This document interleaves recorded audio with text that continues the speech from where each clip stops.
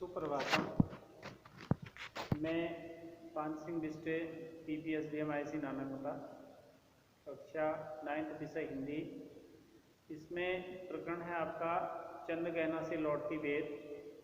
इसकी कुछ पंक्तियाँ पहले वीडियो में आपको बता दी थी। अब दूसरे वीडियो में आपकी आगे की पंक्तियाँ हैं, जिसमें लेखक चंद्रगहना नामक एक स्थान यानी एक जगह, एक गांव से होते हुए जब वो निकलता है, रास्ते में उसको किसानों के खेत खलिहान दिखाई देते हैं, जिसमें लेखक गेहूं के खेत के मेड़ में उसको एक हफ्ता पहले बोए हुए चने का पौधा लेखक को दिखाई देता है और उस चने को बोए हुए लगभग एक सप्ताह का समय हुआ है और वो बीज मिट्टी से बाहर निकल करके आया हुआ है, जिसमें अभी पत्तियां भी नहीं निकली हैं।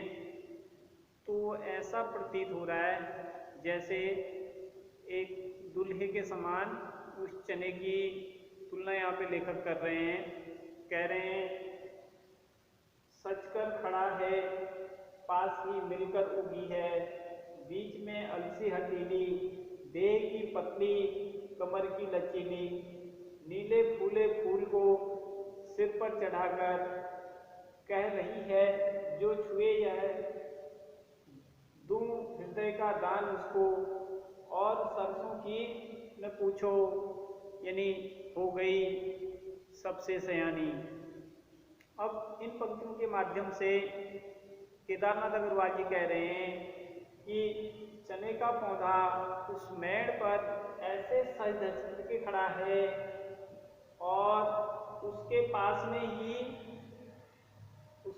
में एक घास होती है जो चने के पौधे के साथ साथ उगती है, यानी वह घास हमेशा चने को जो है नीचा दिखाने का प्रयास करती है। अब चने से उसकी हाइट अधिक होती है, इसीलिए लेखक उस घास का भी वर्णन कर रहे हैं। उस घास का नाम है आपका अलसी, यानी चने के पौधे के पास उगने वाली जो घास है वो उसका नाम है अलसी। बीच में अलसी हटीली, यानी चने के पौधे के बीच में ये घास उगती है, तो घास भी उगी हुई है। देह की पतली, यानी देखने में यानी शरीर की क्या है, पतली है, कमर की लचीली, और इतनी मुलायम घास है कि एक बार में ही वो फिर इतनी कोमल है कि हाथ लगाने के बाद ही वो फिर जल्दी सूख जाती है। इसलिए देह की पतली, कमर की लचीली, नीले फूले फूल को सिर पर चढ़ाकर, और उस पर नीले रंग का फूल इस घास पर खिलता है। वो घास भी ऐसे खड़ी है जैसे उसने अपने सिर पर नीले रंग का फूल चढ़ा रखा हो, कह रही है। और वो घास क्या कह रही है, वो कह रही है, जो मुझे छुए दूं हृदय का दान उसको, यानी उसको मैं अपने हृदय का दान दे दूं।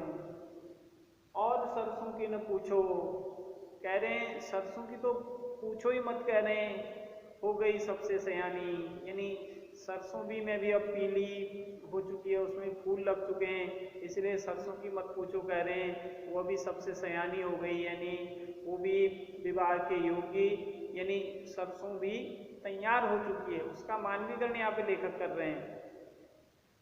हाथ पीले कर लिए हैं, अब सरसों ऐसे लग रही है जैसे उसने अपने हाथ पीले कर लिए, यानी सरसों तैयार हो चुकी है, उसमें पीले फूल आ चुके हैं, जैसे ब्याह मंडप में पधारी। अब सरसों ऐसे लग रही है जैसे वो शादी के मंडप में अब जा रही हो।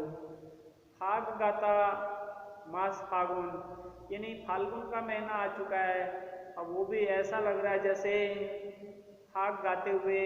अब फाग होते हैं जैसे शादी से पहले जो आपका घर में महिला संगीत, इस प्रकार के जो गीत गाए जाते हैं शादी से पहले, तो ऐसे ही फाल्गुन का महीना आ चुका है, कह रहे हैं आ गया है जैसे, यानी फाल्गुन का महीना ऐसा लग रहा है जैसे वो भी आ चुका है, यानी वो मौसम ऐसा रहता है, बसंत ऋतु का मौसम उस समय रहता है, तो उसमें फाल्गुन के महीने में हर पक्षी क्या है, गुनगुनाता है, यानी गीत गाता है। देखता हूँ मैं स्वयंवर हो रहा है, कह रहे हैं कि अब ऐसा लग रहा है, मैं ऐसा देख रहा हूँ जैसे पृथ्वी का क्या हो रहा हो, स्वयंवर हो रहा हो, पृथ्वी यानी पृथ्वी का स्वयंवर हो रहा हो और प्रकृति का अनुराग अचल हिल रहा हो, यानी प्रकृति जो है अपने विवाह मंडप में, अपने स्वयंवर में क्या कर रही हो, जैसे स्वयं नाच रही हो।